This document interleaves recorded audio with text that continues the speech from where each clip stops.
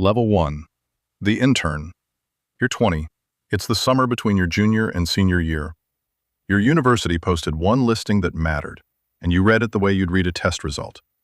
Goldman Sachs, Summer Analyst Program, 10 weeks, New York. You applied at midnight. You rehearsed your answers in an empty room until the words stopped sounding like words. You bought a suit for the final round, the first suit you have ever owned, one size too big, because the man in the shop said you'd grow into it, and a size too big was $30 cheaper. You got the offer. Now you're here. 200 West Street, 44 floors of glass. And the first thing the building teaches you is this: you are not an employee.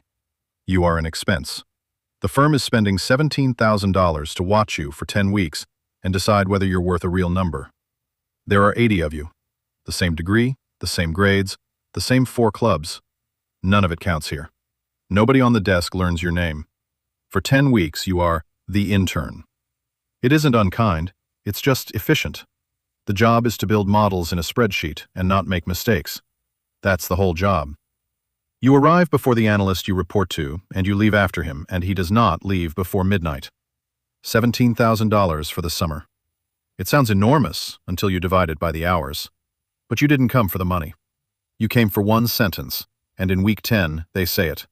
2 minutes, a handshake, a full-time offer for next year. You keep your face still because the others are watching, and then you find a stairwell and call home. Someone on the other end cries. It isn't you. Level 2. The first-year analyst. You're 22. Your base salary is $110,000. You carried that number around for 2 years. It was supposed to feel like arriving.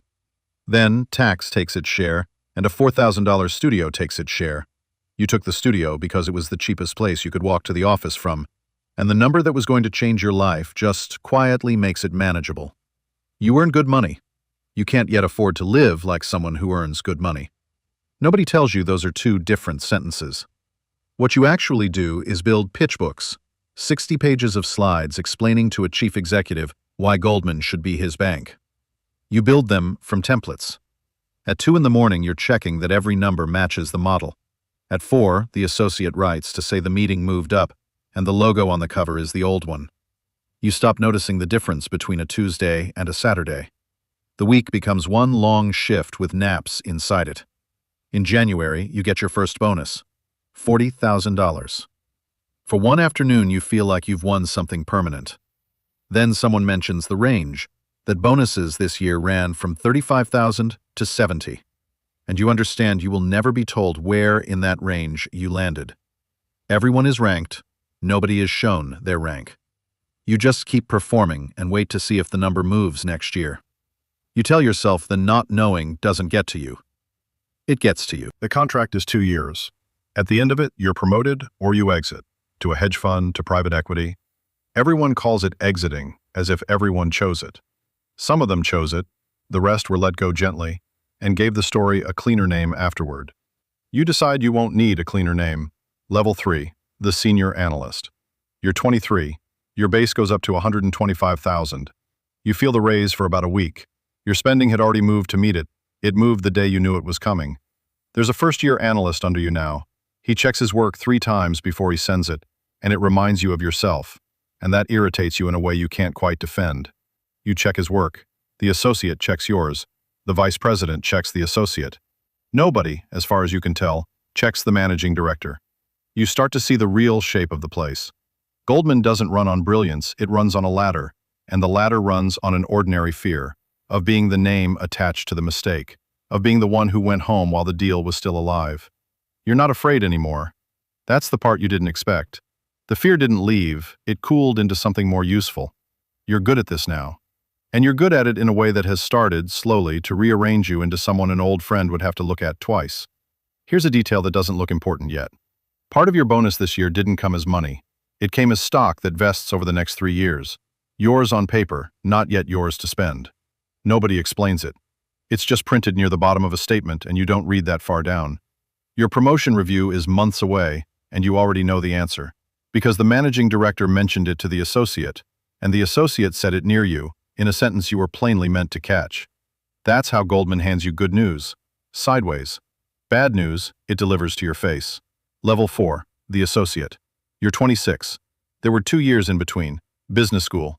$220,000 of new debt for a degree the firm treats as the price of the ticket back in. Was it worth it? You believe so. You've learned not to hold that question up to the light too long. Your base is $175,000. The bonus, in a good year, adds $75,000. You clear $250,000, and more of it than last year arrives deferred. Stock on a vesting schedule, real, and for now not something you can spend. You don't build the decks anymore. You manage the analysts who build them. You catch the errors before the vice president can. And you are now the person messaging an analyst at 2 a.m. about a cover page. You hear your own voice in the message. You recognize exactly who you sound like. You send it anyway. You take a week off that summer, somewhere warm, with the person you're going to marry. You answer email from the lounger. On the 2nd day, she asks you to put the phone down. On the 4th day, she stops asking. You notice that too, and file it under things to fix later, in a folder that is getting full. You work your first live deal, a $4 billion acquisition. Your name is nowhere in the announcement. Your work is in every figure of it. The managing director gets the frame deal for his wall. You get a word instead: experience. And experience, you're starting to notice, is what they hand you when the money alone has stopped being enough. And here's the thing nobody warns you about, though it isn't a warning when they say it, just a fact of the building. The deferred stock is no longer a footnote. Every year it grows, and every year, leaving would mean walking away from money you've already earned and simply not been allowed to keep. There's a name for that. They call it the golden handcuffs. Nobody on the floor says it as a joke. It's just the name of the thing. Level 5, the vice president. You're 30. Base is $250,000. A good year carries you near $400,000 all in. You now earn, in a single year, more than your parents earned in their best 10 put together. You take them to dinner somewhere expensive. Your mother folds the receipt into her bag out of habit, the way she did when a receipt was a thing you might need.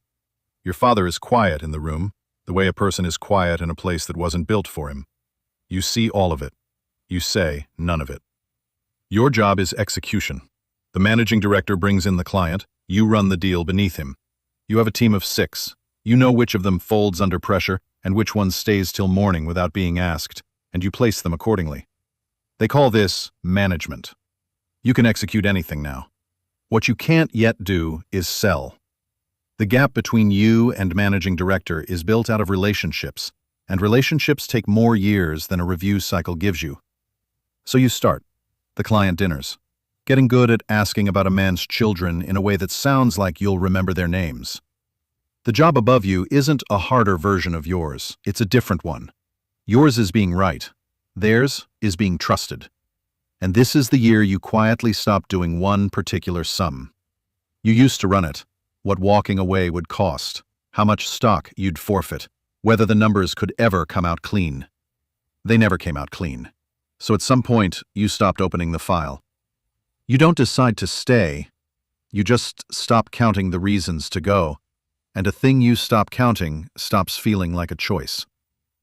Level 6, the managing director. You're 38. You originate your first deal, a $2 billion merger. You made the call, you sat across from the chief executive, you were the reason he chose Goldman. It's the exact thing the whole ladder was built to produce. You produced it. Your total compensation is $1.2 million. You notice the number stopped meaning anything real somewhere back around 600,000. Past a point, it isn't money. It's a score. In a game, you're still winning and can no longer fully explain to anyone outside the building. Your daughter is 9.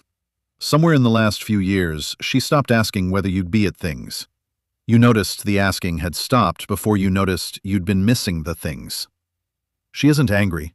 She's just built her life the way you build a room around a pillar, leaving it a smaller space, and not minding because she never knew the room any other way. You make more money than you can spend, and have less of the one thing you'd spend it on. You write the deal team a thank you note. 2 lines. It takes 4 minutes. Because somewhere along the way, you lost the ability to write a sentence to a person that doesn't read like a sentence to a counterparty. Level 7, the partner. You're 44. There are around 400 partners at Goldman Sachs. There are 45,000 employees. You are one of the 400. It's the rarest air in your industry, and you reached it. Your compensation is whatever the firm decides it should be. Last year, $4.8 million. The year before, 3.2. The figure moves. Your life stopped moving a long time ago. It settled somewhere near year 12 and never updated again. You sit on committees. You sign off on deals other people built. You watch the newest managing directors come through, and you know the look on them, certain, tireless, already worn in a place they can't see yet. You have all of it. The title that ends a conversation when it's said out loud. The number, the house, and the second house. And you also have a marriage that ended without a single dramatic scene. Just a slow accounting that came out negative.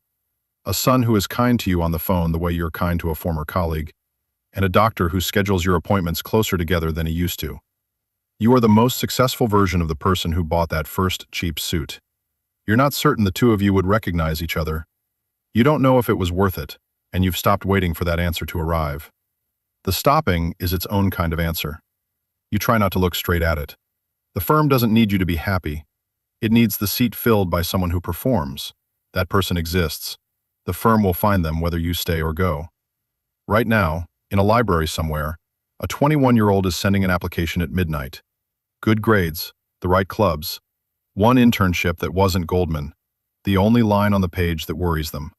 They'll get the offer. They'll buy a suit for the final round, one size too big because the person in the shop will say they'll grow into it, and because the bigger size costs a little less. Nobody will tell them what the climb takes. It isn't written on the offer. There's no one whose job it is to say it out loud, and at 21, they wouldn't have believed it anyway. They'll grow into the suit. Everyone does. That was never the part in question.